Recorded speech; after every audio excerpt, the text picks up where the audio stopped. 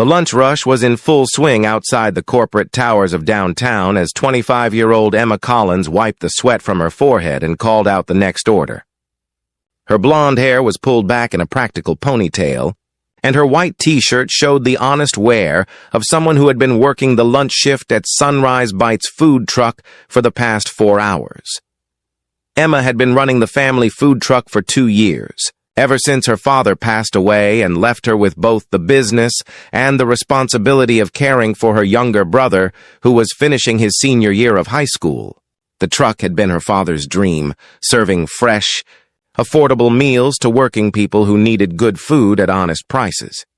The line stretched down the sidewalk, filled with office workers eager to grab lunch before returning to their air-conditioned buildings. Emma moved efficiently, taking orders, preparing food, and managing the small operation with the practiced skill of someone who had learned to handle everything alone. Near the back of the line stood 32-year-old Marcus Blackwell, CEO of Blackwell Development, one of the city's most successful real estate companies. His tailored navy suit and confident bearing marked him as someone accustomed to having doors opened and problems solved quickly. But today, he was just another customer in line, checking his phone and waiting his turn like everyone else. Emma barely glanced at him as she worked through the orders ahead of his. She had learned to focus on efficiency over pleasantries during the busy lunch rush. And one customer in an expensive suit looked much like another to her tired eyes. When Marcus finally reached the window, Emma looked up with her practiced customer service smile. "What can I get for you today?" Marcus studied the menu board, then looked back at Emma. Something about her face seemed familiar, but he couldn't quite place where he might have seen her before. "I'll take the grilled chicken sandwich and a lemonade," he said. "That'll be $12, Emma replied, already turning to prepare his order. As Marcus handed her the money, their fingers briefly touched, and he got a closer look at her face. Suddenly, recognition hit him like a wave. "Still remember me?" he said quietly, his voice carrying a warmth that made Emma pause in her work. Emma looked up sharply, really seeing him for the first time. The expensive suit and confident demeanor couldn't hide the familiar brown eyes and gentle smile she remembered from 15 years ago. "Marcus?" she whispered, her hands stilling on his order. "Marcus Blackwell?" "Hello, Emma," he said softly. "I wondered if I'd ever see you again."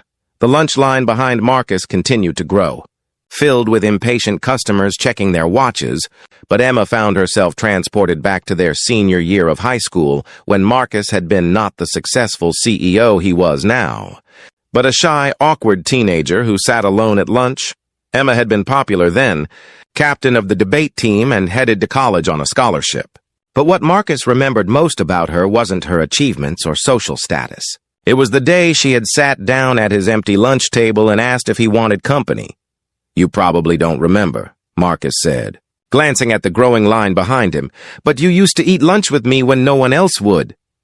"Of course I remember," Emma replied, momentarily forgetting about the impatient customers. "You were working on that novel about the boy who could talk to trees." Marcus felt his heart skip.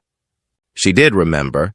For weeks during their senior year, Emma had chosen to spend her lunch period with him, listening to him read chapters from his terrible teenage novel, sharing her sandwich when he forgot his lunch money, and treating him like he mattered when most of their classmates acted like he was invisible. "You encouraged me to keep writing," Marcus continued. "You said I had potential even when my stories were awful." Emma felt tears prick her eyes as the memories came flooding back. Marcus had been so lonely then, dealing with his parents' divorce and his own insecurities about fitting in. She had seen something special in him that others missed, a kindness and intelligence that just needed someone to believe in it. "What happened to the writing?" Emma asked, though the line of customers behind Marcus was growing restless. "I never stopped," Marcus admitted. "I have 3 published novels now, under a pen name. But I also built a successful business. Turns out confidence and believing in yourself can take you pretty far." An impatient customer behind Marcus cleared his throat loudly. "Some of us have meetings to get back to." Emma snapped back to the present, realizing she had been neglecting her other customers. "I'm so sorry," she said quickly, finishing Marcus's order. "Here's your sandwich and lemonade."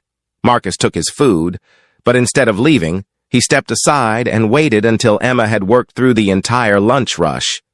When the last customer had been served and the line had disappeared, he approached the window again. "Emma, can we talk? I mean, really talk?" Emma looked at him with a mixture of curiosity and exhaustion. "I only have a few minutes before I need to prep for the dinner shift." "Then let me help," Marcus said, removing his suit jacket and rolling up his sleeves. "I remember you teaching me how to clean tables at your dad's restaurant when we were kids." For the next hour, Marcus helped Emma clean and restock the food truck while they caught up on 15 years of life. Emma told him about her father's death, about taking over the food truck business, about working 18-hour days to support herself and her brother. Marcus listened with the same attention he had given to her stories in high school, and Emma found herself opening up to him in ways she hadn't with anyone in years. "Why a food truck?" Marcus asked as he helped her organize supplies. "Dad always said good food brings people together," Emma replied. "After he died, I couldn't bear to sell it.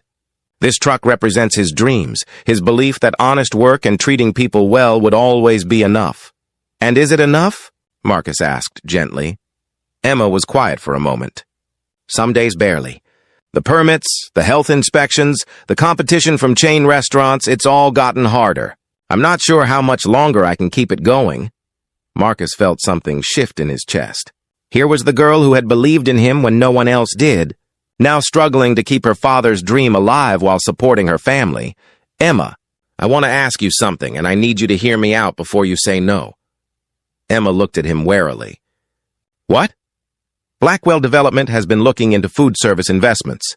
We're planning a new mixed-use development with retail and residential space, and we need an anchor food service tenant.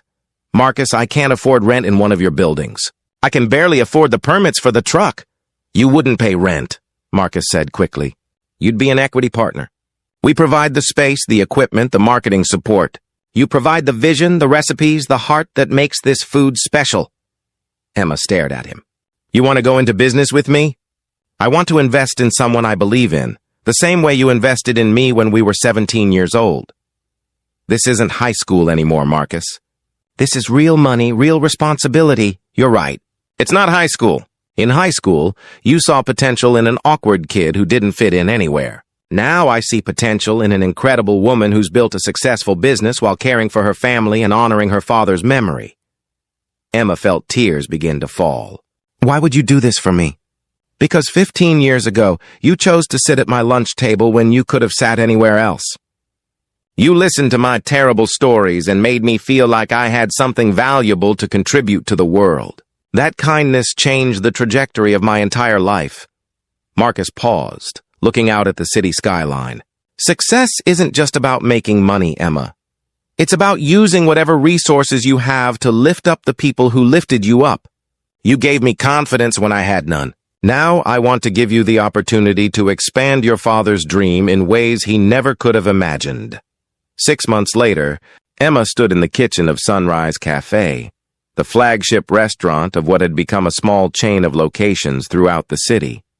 The original food truck still operated, but now it was part of a larger operation that employed 15 people and served hundreds of customers daily. Marcus had been true to his word, providing not just financial backing but genuine partnership.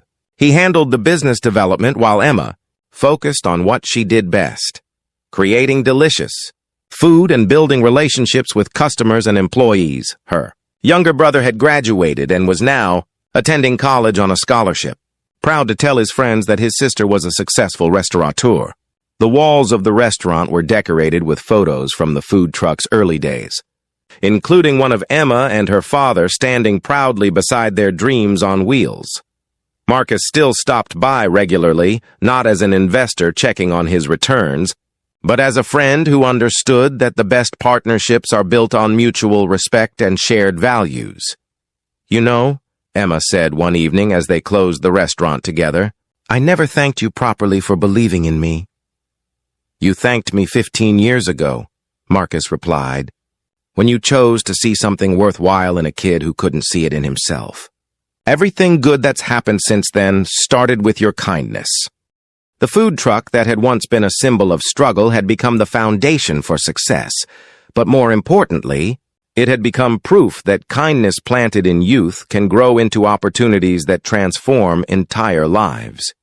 Sometimes the most important investments we make aren't financial, but emotional. Sometimes a lunch table conversation between teenagers becomes the seed for a business partnership between adults. And sometimes the person who needs our encouragement the most becomes the person most able to encourage us when we need it in return. If this story reminded you that the kindness we show to others often comes back to us in unexpected ways, please give it a like and share it with someone who might need encouragement about the power of believing in others. Subscribe for more stories about how relationships built on mutual support can create opportunities that benefit everyone involved. And please comment below about a time when someone believed in you when you couldn't believe in yourself, or when your faith in someone else led to something beautiful. Your story might inspire someone else to reach out with encouragement today.